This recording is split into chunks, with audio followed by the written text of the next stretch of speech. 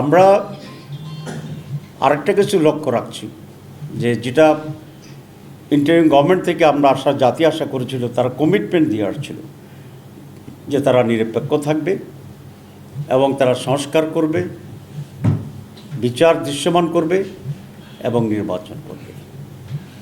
কিন্তু প্রধান উপদেষ্টা তার ওয়াদা ভঙ্গ করে সংস্কারের চূড়ান্ত পর্যায়ে সিদ্ধান্তে পৌঁছার আগেই নির্বাচনের তারিখ ঘোষণা করছে এবং বিচার এখনও দৃশ্যমান হয়। এর মাঝে উনি মনে হয় কোনো শক্তির কাছে মাথা নত করে প্রভাবিত হয়ে আবার একটি পরিকল্পিত নির্বাচনের দিকে এগিয়ে যাচ্ছেন বলে দেশবাসীর সন্দেহ পোষণ করছে। গতকালকে আপনারা দেখছেন যে একটা রোড ম্যাপ ঘোষণা করছে নির্বাচনের, কিন্তু অনেকগুলো বিষয় এখনও আনসেটেল রয়ে গেছে। নির্বাচন ফেব্রুয়ারি নির্বাচনে জামাতে ইসলামীর কোনো আপত্তি নেই। আমরা 15 ফেব্রুয়ারি নির্বাচন করার জন্য সারা দেশে প্রস্তুতি নিচ্ছি, কিন্তু একটি সুষ্ঠু অবাধ নির্বাচনের জন্য কতিপয় বিষয়ের শুরু হওয়া অত্যন্ত জরুরি।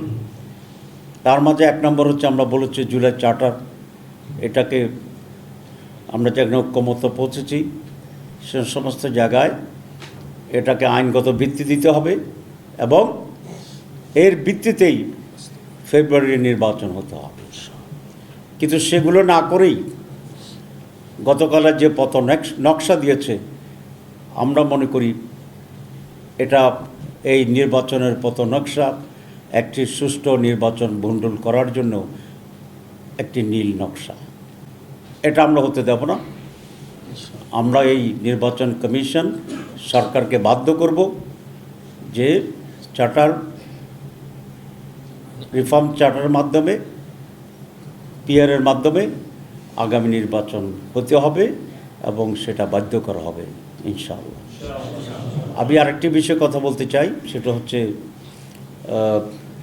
নির্বাচন কমিশনের ব্যাপারে। নির্বাচন কমিশন আনফর্চুনেটলি বাংলাদেশে সকল সময় একটি দলীয় দাস হিসাবে কাজ করেছে, যেটির সমস্যার অন্যতম প্রধান কারণ ছিল তারা দুটো অন্যায় কথা বলেছেন। সিইসি একবার বলেছে যে পিআর সিস্টেম সংবিধানে নাই, সুতরাং এর ভিত্তিতে নির্বাচন করা যাবে না। আবার গতকালও শুনেছি তার ব্রিফিং একজন বলেছেন। আসলে আমি আশা করি যে ওনারা সংবিধান সম্পর্কে ধারণা রাখেন।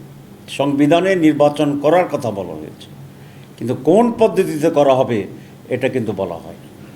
সুতরাং আজকে দুটা পদ্ধতির প্রস্তাব, একটি আগের ট্রেডিশনাল যে পদ্ধতি কনস্টিটিউয়েন্সি ওয়াইজ, আর আমরা নতুন বলেছি পিআর সিস্টেম।